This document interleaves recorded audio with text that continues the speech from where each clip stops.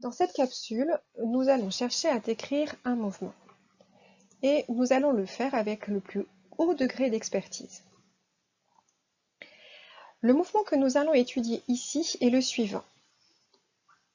C'est celui d'une balle soumise à des forces de frottement. C'est une balle en polystyrène qui a été lancée. Pour décrire ce mouvement, il faut toujours respecter les mêmes étapes. Tout d'abord, on définit le système et le référentiel. Je rappelle la définition du système, c'est l'objet dont on étudie le mouvement. Sans surprise, ici ce sera la balle. On décrit ensuite le mouvement de cet objet par rapport à un objet de référence. On dit que l'on se place dans le référentiel de cet objet. Pas de surprise, le référentiel est le référentiel terrestre. Au référentiel, on associe un repère dans l'espace et dans le temps. Ici, le repère choisi est gradué grâce à la règle qui a été filmée en même temps que le mouvement de la balle.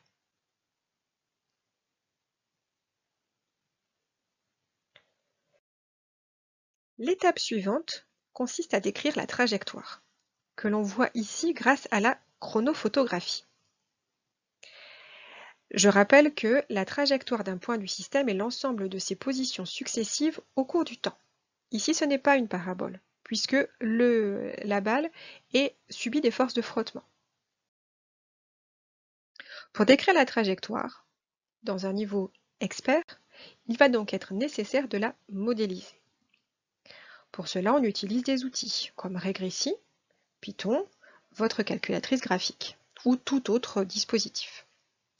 On peut ainsi modéliser les points expérimentaux et obtenir les équations horaires, c'est-à-dire l'évolution dans le temps de l'abscisse x et de l'ordonnée y. C'est ce que vous voyez apparaître ici. On voit par exemple que l'équation horaire de l'abscisse est un polynôme du second ordre. Et la modélisation de l'équation horaire de l'ordonnée est un polynôme du troisième ordre. On peut également modéliser la trajectoire. Et ici, on voit que la modélisation ne correspond pas à une parabole. Étape 3. Étudions la vitesse et son évolution dans le temps.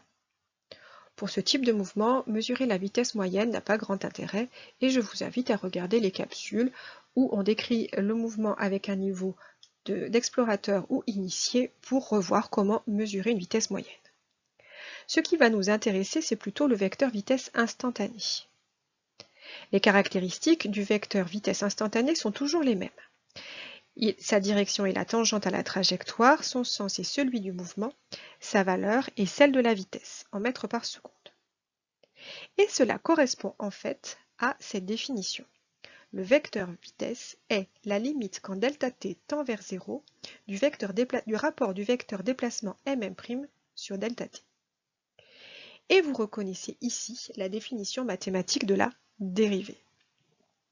La vitesse au point M est donc la dérivée du vecteur déplacement. On pourra donc atteindre de manière rigoureuse les coordonnées du vecteur vitesse. Cela correspond aux dérivées des coordonnées du vecteur position. Vx égale la dérivée de x par rapport au temps, Vy égale la dérivée de y par rapport au temps. Notez ici l'absence du signe approximativement égal. Ce n'est plus une approximation, c'est une définition rigoureuse. Et grâce à ces dérivées, on va pouvoir sans difficulté calculer la valeur exacte de la vitesse à partir de la modélisation. Concret ?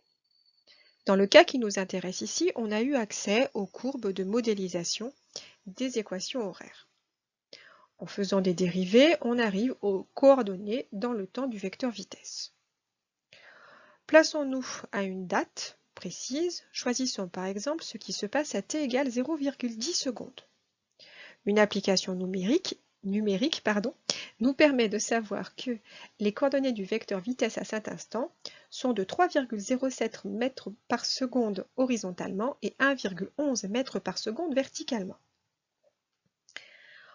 On va pouvoir chercher à tracer ce vecteur vitesse sur la trajectoire. Pour cela, on va définir une échelle des vecteurs vitesse. Ici, elle est marquée en bleu. La petite flèche bleue correspond à 1 mètre par seconde. D'abord, on trace la coordonnée, la projection horizontale du vecteur vitesse, ici en pointillé, puis la projection verticale du vecteur vitesse, ici en pointillé également, c'est VY, et on fait la somme de ces deux vecteurs, ce qui nous permet d'avoir la valeur, la direction et le sens du vecteur vitesse à l'instant t égale 0,10 secondes. Pour obtenir la valeur, on peut soit mesurer le vecteur vitesse sur le graphique, ou bien utiliser les coordonnées. Et on arrive au calcul suivant, à t égale 0,10 secondes, la valeur de la vitesse de la balle est de 3,26 mètres par seconde. L'avantage de ces logiciels qui permettent la modélisation, c'est qu'ils permettront aussi souvent de mesurer la vitesse à chaque instant. Et vous voyez ici l'évolution du vecteur vitesse pour différents points.